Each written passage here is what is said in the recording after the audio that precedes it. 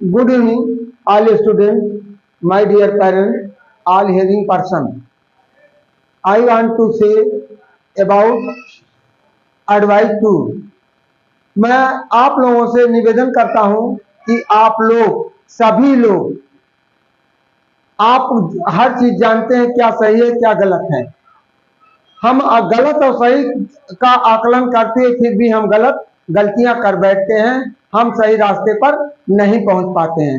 इसलिए हमारा दायित्व है हमें सही गलत का आकलन करते हुए हमें उसका मूल्यांकन करके क्या सही क्या गलत है उस पर हमें अध्ययनरत रहना चाहिए। उस अमल को अमल रूप में लाना चाहिए, ना कि उस तरह से। और इस तरह से हम आपको अगले क्रम में उधर कंपाउंड सेंटेंस कॉम्प्लेक्स सेंटेंस बताया था, तो आज हम आपको बताने जा रहे हैं phrases and sentences. Phrases and sentences के बारे में। तो फ्रेज और सेंटेंस में क्या अंतर होता है, फ्रेज और सेंटेंस को हम कैसे पहचान सकते हैं, फ्रेज और सेंटेंस को कैसे पहचान सकते हैं। तो फ्रेज और सेंटेंस को पहचानने के लिए हम आपको इस डिफिनेशन और प्लस एग्जांपल सहित हमने दिया। डिफिनेशन फ्रेज का दिया। Phrase are group of words that done not have any subject or word and convey only incomplete sense. करा फ्रेज उपवाक्यांश शब्दों का वह समूह होता है जिसमें ना तो सब्जेक्ट का पार्ट होता है ना तो कोई वर्ब होती है, केवल भाव अर्थ स्पष्ट कर देता है। Phrase are made two or more words. Some examples has been given below. कुछ उदाहरण नीचे दिए जा चुके हैं।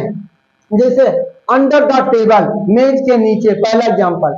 दूसरा है एट मिडनाइट, आधी रात। तीसरा है विदाउट फियर, बिना डर से, बिना डर के। और नियर द स्कूल, स्कूल के पास। पांचवा एग्जांपल हमारा by the way, by chance, by the way. छठा है इन द पार्क। सातवां है इन द डीप रिवर। आठवां एग्जांपल है इन माई ओपिनियन, मेरी राय में।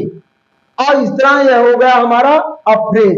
फ्रेज को आप पहचान लिए कि जब फ्रेज में कोई सब्जेक्ट नहीं होता है और ना तो इसमें कोई वर्ब होता है तो वह फ्रेज कहलाता। अब आया सेंटेंस की बारी। अब सेंटेंस का डेफिनेशन दिया है तो विभिन्न विद्वानों ने विभिन्न प्रकार का अपना मत देते हैं, तो उसमें से हम भी एक है, हम भी अपने अनुसार अपना डेफिनेशन निकाले हैं।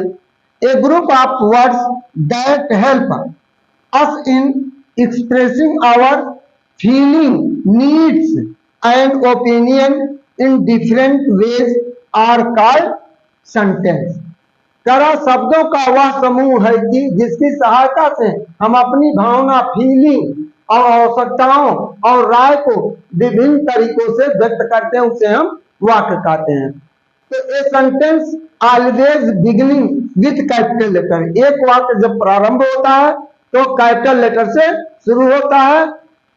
Letter and end of its own mark, और अपने एक स्पेशल मार्क से वह बंद हो जाता, रुक जाता है। जैसे full stop, question mark, exclamation mark. मुख्य रूप से 3 ही मार्क होते हैं।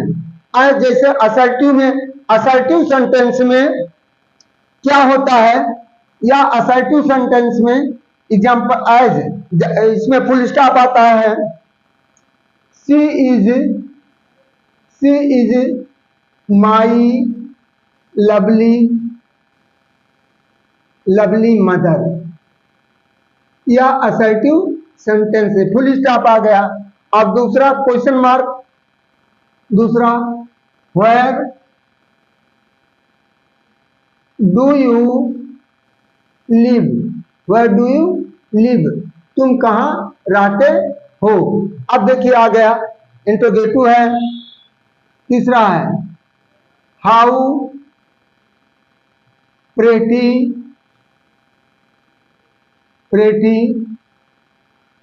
बर्ड इज, बर्ड इज, कितनी सुंदर चिड़िया।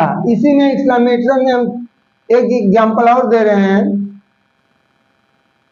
Hurrah. I have won the match. I have own the match. इस तरह देख रहे हैं सब वाक्यों में अपना एक स्पेशल मार्क होता है, के अनुसार वह समाप्त होता है, जिसको आप आगे चलकर पढ़ेंगे अपोस्ट्रोफी में। ये आप आगे आपको विस्तार पूर्वक मिलेगा। इसके बाद हम कल आपको दे दें स्ट्रक्चर ऑफ सेंटेंस में हमने बताया सिंपल सेंटेंस, कंपाउंड और कॉम्प्लेक्स सेंटेंस। इस तरह फ्रेज और हमने बता दिया, सेंटेंस बता दिया, सेंटेंस के प्रकार भी लगभग आ चुका है। यदि आपको कहीं भी असंतुष्टि होती है तो इस तरह हमको कमेंट के द्वारा सूचित करते रहिए, जिससे हम आपको ग्रामेटिकल मेथड की और जानकारियां देते रहेंगे। और क्लास बच रहा, क्लास क्या है, सबऑर्डिनेट क्लास, कोऑर्डिनेट क्लास हमने आपको बता दिया है, इसमें कोई संदेह नहीं है। अब आगे हम कल की थ्योरी में, कल के वीडियो में और कुछ आगे देंगे। तब तक के लिए आपको अलविदा, धन्यवाद, गुड नाइट, थैंक यू।